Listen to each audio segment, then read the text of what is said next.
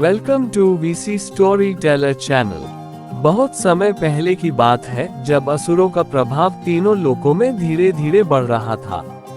अगर ये चैनल आपको अच्छा लगे तो प्लीज लाइक और सब्सक्राइब करें। उन्हीं असुरों में एक था बानासुर, जो अपने पराक्रम, तपस्या और भक्ति के कारण प्रसिद्ध था। उसने कठोर तप कर महादेव को प्रसन्न किया और उनसे अद्भुत शक्तियां प्राप्त की। उसकी भक्ति सच्ची थी, लेकिन समय के साथ साथ वही शक्ति उसके भीतर अहंकार का कारण बनने लगी। कहते हैं कि बानासुर के हजारों भुजाएं थीं और वह अपने बल पर अत्यधिक गर्व करता था। शुरू में वह अपनी शक्ति का उपयोग अपने राज्य की रक्षा और प्रजा के कल्याण के लिए करता था, लेकिन धीरे धीरे उसके मन में ये भावना आने लगी कि संसार में उससे अधिक शक्तिशाली कोई नहीं है। यही अहंकार उसके पतन का बीज बन गया। जब वह शोणितपुर का राजा बना तो उसने अपने राज्य को अत्यंत भव्य और समृद्ध बना दिया। वीडियो अच्छी लगे तो प्लीज लाइक और सब्सक्राइब करें। ऊंचे ऊंचे महल, विशाल किले और चारों ओर फैली समृद्धि उसकी शक्ति का प्रमाण थे।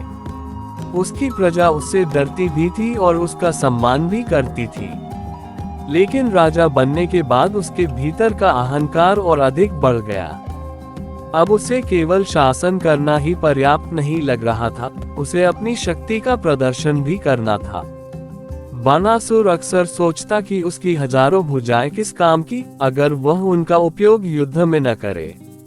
उसे ऐसा लगने लगा कि जब तक वह किसी महान योद्धा से युद्ध नहीं करेगा, तब तक उसकी शक्ति अधूरी है। यह विचार धीरे धीरे उसकी इच्छा में बदल गया और फिर वही इच्छा उसकी जिद बन गई। एक दिन उसने अपने दरबार में कहा कि उसे कोई ऐसा योद्धा चाहिए जो उसकी शक्ति को चुनौती दे सके। लेकिन उसके राज्य में या आसपास कोई भी ऐसा नहीं था जो उससे लड़ने का साहस कर सके। उसकी यह स्थिति उसे और अधिक बेचैन करने लगी। अब वह हर समय युद्ध के बारे में सोचने लगा था। कहते हैं कि उसने अपनी इस इच्छा को पूरा करने के लिए स्वयं महादेव से भी प्रार्थना की कि उसे एक योग्य प्रतिद्वंदी मिले।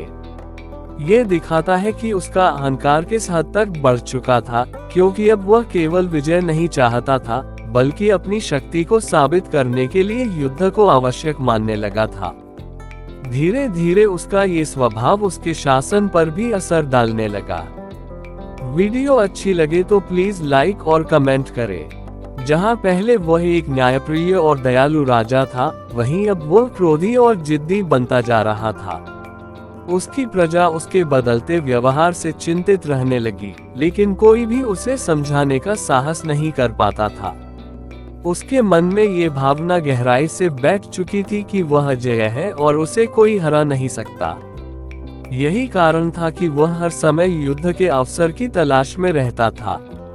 उसका यह अहंकार उसे सही और गलत के बीच का अंतर भी भुला रहा था।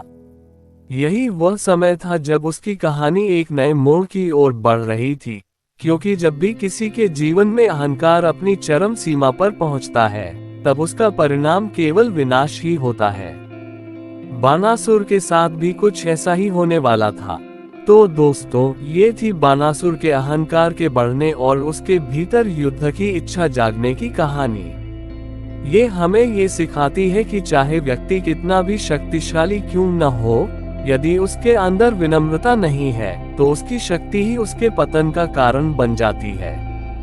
यही कारण है कि जीवन में शक्ति के साथ साथ संयम और नम्रता का होना भी उतना ही आवश्यक है।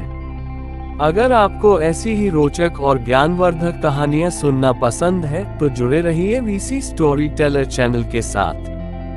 Thanks for watching.